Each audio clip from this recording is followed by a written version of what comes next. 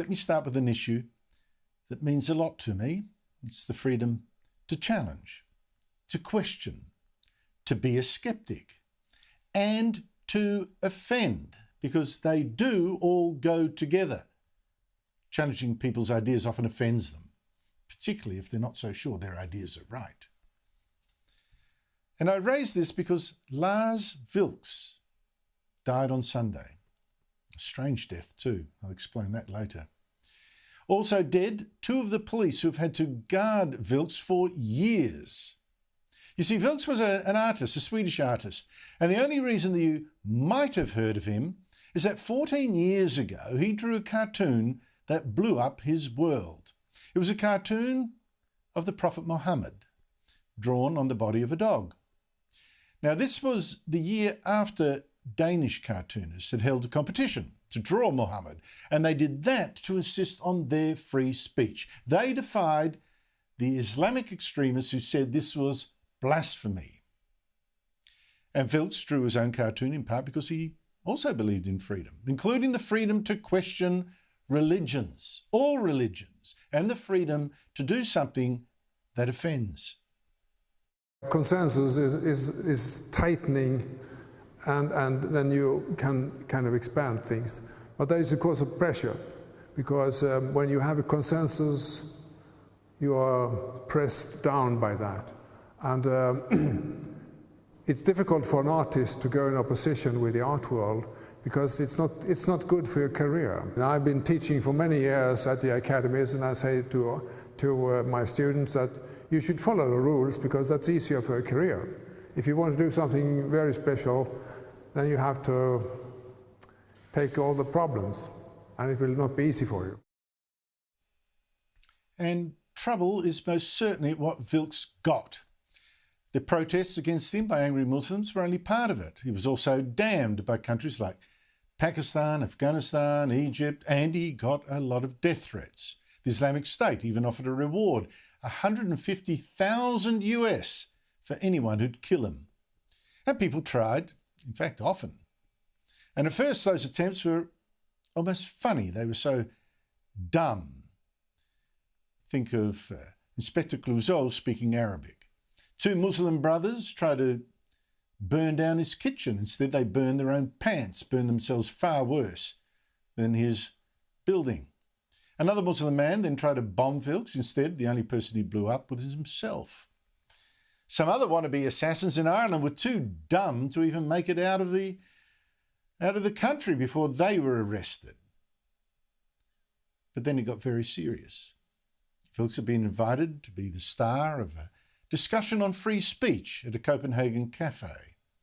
Well, here is the audio of one of the speakers in that cafe just before a gunman looking for Vilks burst in and started shooting. Yes, it is freedom of speech, but, and the turning point is but. Why do we still say but when we...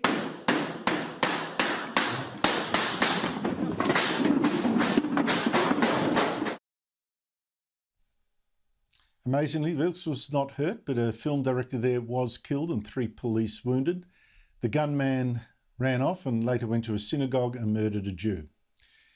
After that, Vilks decided he couldn't put any more people in danger and basically kept out of sight, guarded for the rest of his life by police for having drawn a cartoon. He had to live like that.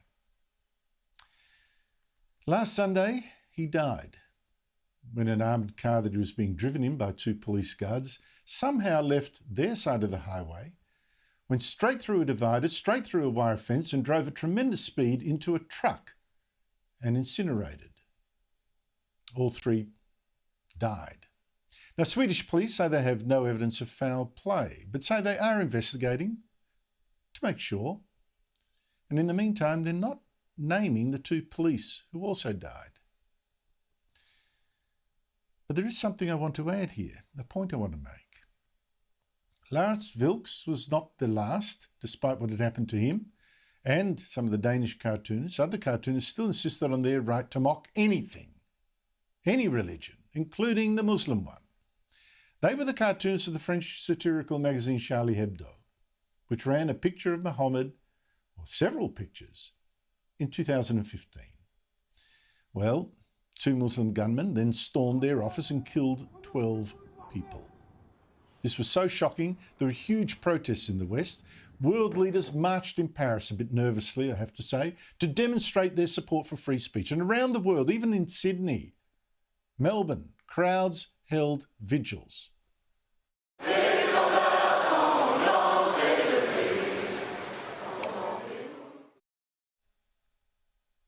Now, I saw back then Australians do what people in Europe were also doing, holding up signs, Je suis Charlie, I am Charlie. We will not be scared into silence. And I wrote back then that I didn't believe them.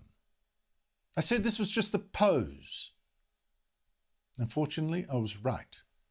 Vilks has died, and his cause, and the cause of the Charlie Hebdo cartoonists, that's died with them.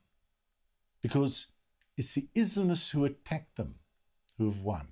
But in a way they never intended. Because after them came non-Muslims. He thought, yes, free speech is dangerous. It should be limited. And people who insisted that, well, hey, some things can no longer be drawn or said or written or even thought, they triumphed. These are the people who said, well, the people who draw the things I don't like, who say the things I don't like, they have to be cancelled. They have to be killed, figuratively speaking, of course. And so we got this toxic cancel culture.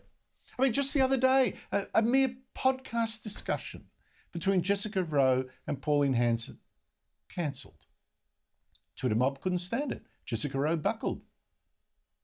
Also last week, one of America's most famous universities, MIT, cancelled a lecture on climate change by a geophysicist because he had criticised affirmative action policies. They said they were unfair by treating people as types, not individuals. He couldn't even speak on climate change? Now, I won't go through all the examples of this cancel culture that I've given on this show, like the people trying to take Sky News off the air. The Writers' Festival's here that even cancelled Germaine Greer. The book publishers now cancelling works of Dr. Seuss. On it goes. Around the Western world, all those people who once said, Je suis Charlie, I am with those cartoonists, who risked their lives for free speech, for the right to think differently, to dare to. Where are these people now?